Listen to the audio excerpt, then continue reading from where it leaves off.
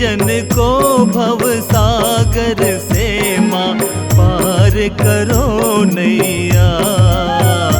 माई जय कर माँ मैया।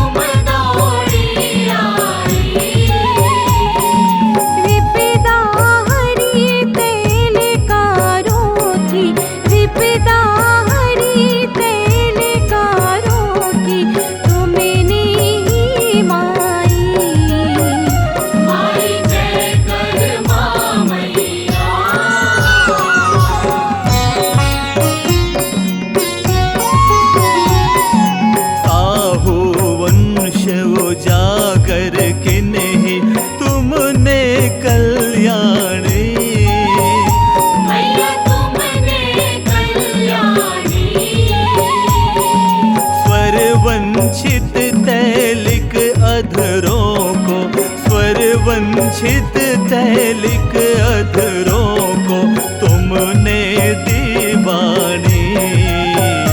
माई जय कर माँ मैया।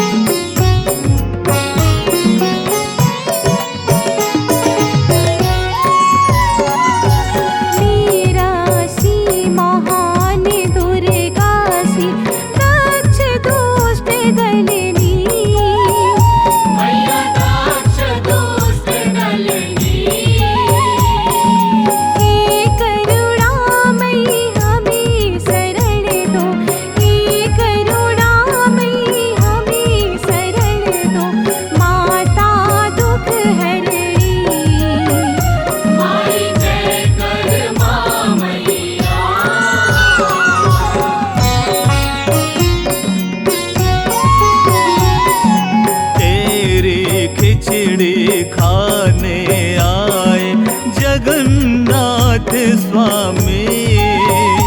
मैया जगन्नाथ स्वामी। धन्य धन्य माँ कर माँ जिनके, धन्य धन्य माँ कर माँ जिनके भगवन अनुगामी।